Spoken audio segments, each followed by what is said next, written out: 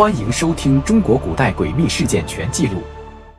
皇帝梦中被吓哭，第二天全朝廷被罢官。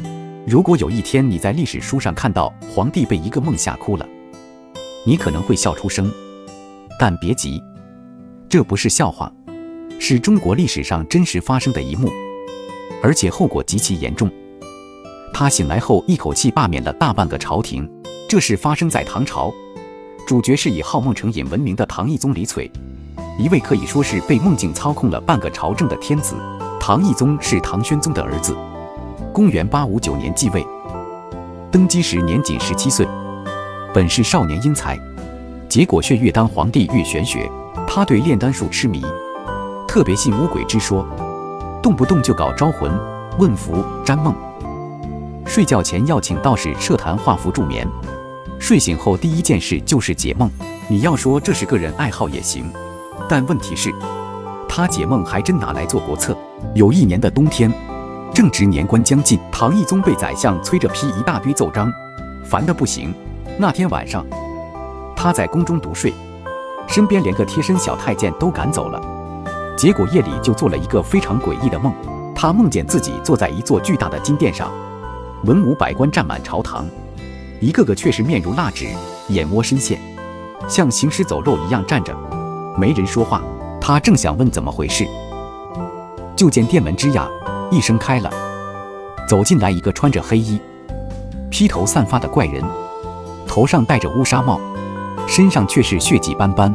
他抬起头，直勾勾地盯着皇帝，说了一句：“你看不见他们在看你。”这一句话吓得懿宗当场魂飞魄散，想说话却发不出声，想逃又动不了，像被钉在龙椅上。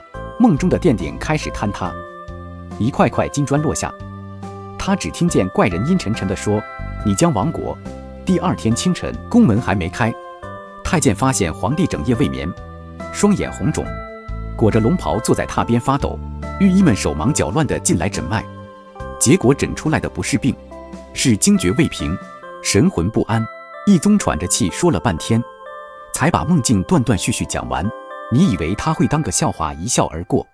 不，懿宗立刻召来钦天监、道士、星官、太史和梦解博士，一起开了一场梦境内阁会。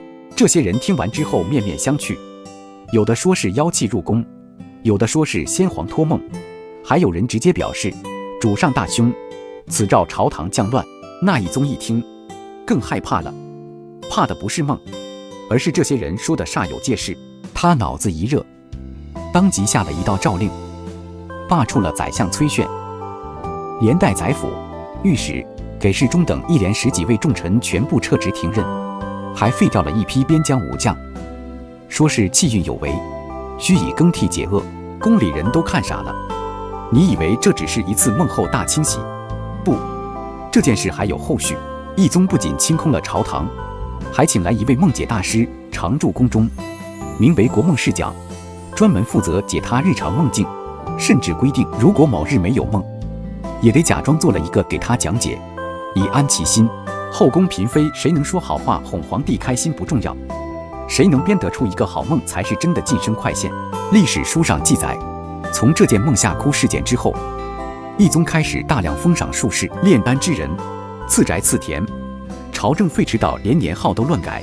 有人统计过，从他做那个惊梦开始到他驾崩，唐朝短短10年，宰相更换次数高达9次，平均1年1个，还不如朝中厨子稳定。